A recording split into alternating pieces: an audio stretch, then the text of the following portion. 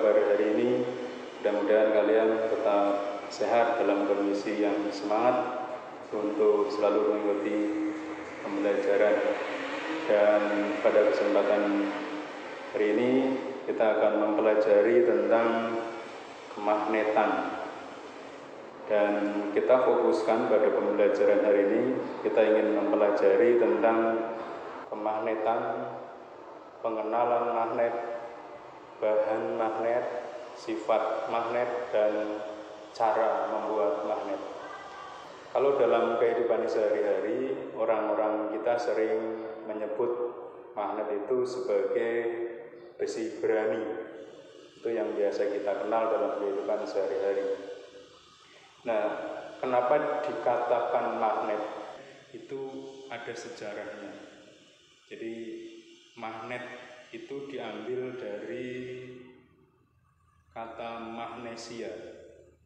Magnesia itu nama sebuah daerah kecil yang sekarang masuk wilayah Turki.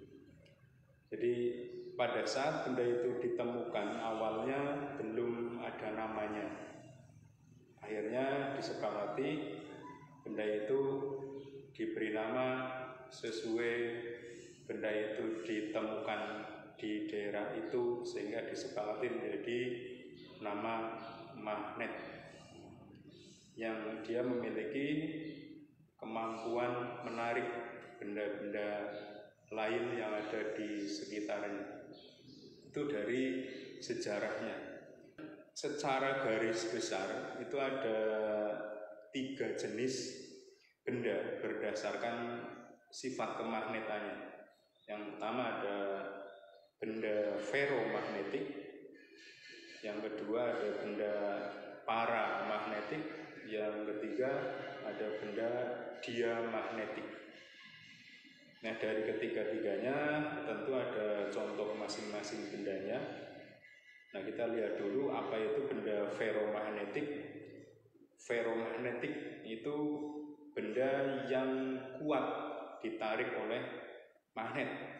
Jadi benda yang bisa ditarik oleh magnet dengan kuat, itu benda ferromagnetik.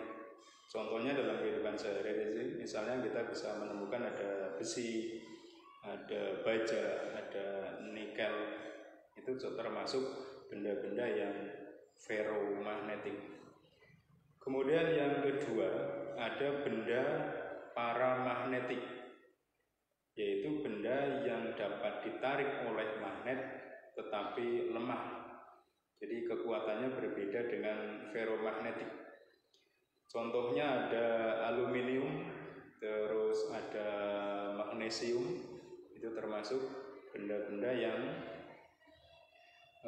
ditarik oleh magnet dengan lemah. Kemudian yang ketiga ada diamagnetik. Diamagnetik itu benda yang tidak bisa ditarik oleh magnet.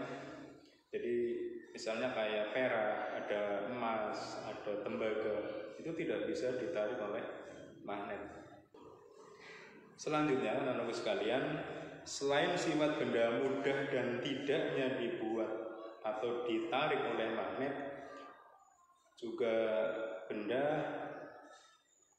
memiliki sifat dalam dibuatnya.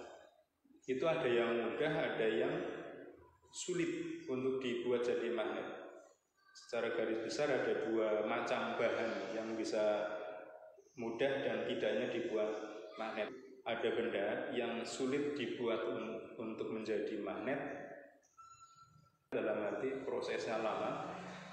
Jadi memerlukan waktu yang lama dalam pembuatan magnetnya. Tetapi ketika sudah jadi, benda itu akan mampu menyimpan sifat kemagnetan dalam waktu yang lama. Kemudian yang kedua ada bahan magnet lemah.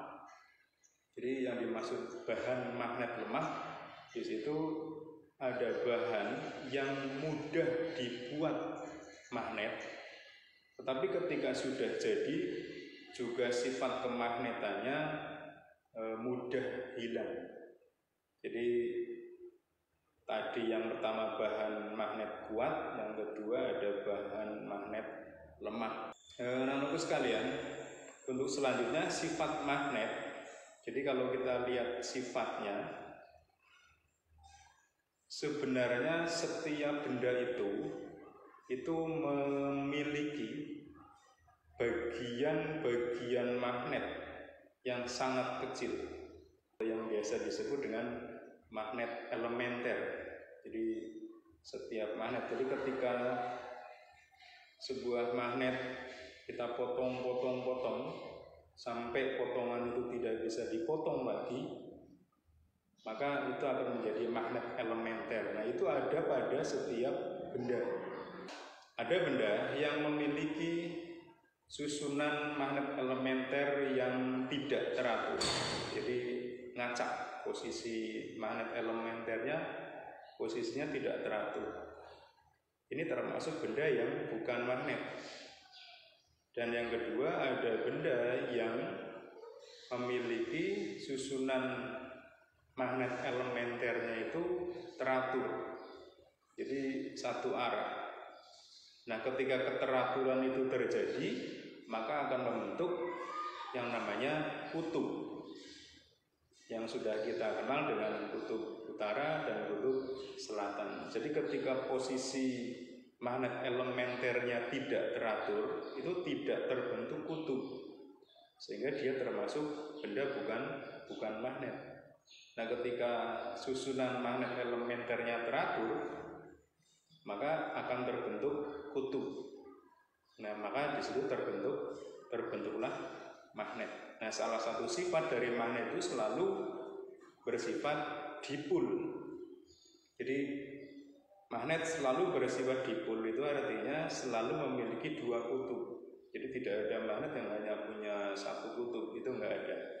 Itu sifat magnet.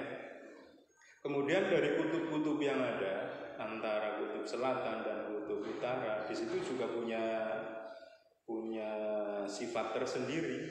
Misalnya kita punya dua magnet, kita dekatkan. Ternyata apabila ada kutub senama yang kita dekatkan, maka dia akan tolak-menolak. Dan sebaliknya, ketika ada dua magnet kita dekatkan dengan kutub yang tidak senama, dia akan tarik-menarik. Itu beberapa sifat magnet yang sudah kita kenali selama ini. Selanjutnya, anak-anak sekalian, mungkin ada pertanyaan, Pak, bagaimana cara membuat magnet? Cara membuat magnet itu ada 4. Yang pertama ada induksi, kemudian ada konduksi. Konduksi berarti disentuhkan antara magnet dengan benda yang lain. Kemudian kalau diinduksi itu didekatkan. Pembuatan yang ketiga dengan cara digosok searah. Jadi ada benda magnet, ada benda bukan magnet. Benda bukan magnet tadi digosok dengan magnet. Kemudian yang keempat dengan cara dialiri arus listrik. Arus listrik yang di sini yang dipakai adalah arus listrik yang DC. Jadi dialiri arus listrik. Pembuatan magnet dengan cara mengaliri arus listrik pada sebuah benda, maka nanti benda itu akan menjadi sebuah magnet. Jadi ada 4 dengan cara konduksi, induksi, DC. Kemudian setelah kita tahu bagaimana cara membuat, kita juga perlu mengetahui sebuah kemagnetan itu juga akan bisa menjadi rusak atau kemagnetannya akan hilang ketika yang pertama magnet itu dipanasi, dibakar misalnya, itu kemagnetannya akan hilang. Kemudian yang kedua dipukul dengan keras, dipukul-pukul dengan keras, itu juga akan merusak kemagnetan. Kemudian yang ketiga, magnet itu dialiri dengan arus AC, arus bolak-balik, itu akan merusak sifat kemagnetan. Anak-anak sekalian, itu saya kira untuk pertemuan hari ini. Barangkali untuk pertemuan selanjutnya nanti akan kita lanjutkan. Nanti pada proses pembuatannya mungkin nanti bisa dipraktekkan. Dan pada kesempatan Saat ini juga kita tidak lupa menyampaikan ucapan terima kasih kepada tim EduTech Madrasah yang sudah memberi kesempatan kepada saya untuk bisa mengikuti PPJ atau pelatihan jarak jauh ini untuk pembuatan media pembelajaran menggunakan Filmora untuk pemula, dengan harapan mudah-mudahan EduTech tetap eksis dan selalu bisa menjadi penggerak perubahan untuk menjadi yang lebih baik dan akhirnya bisa mewujudkan madrasah yang hebat dan bermartabat. Sekali lagi saya mengucapkan terima kasih. Dan untuk mengakhiri pada pertemuan hari ini, kita cukupkan sekian dulu. Assalamualaikum warahmatullahi wabarakatuh.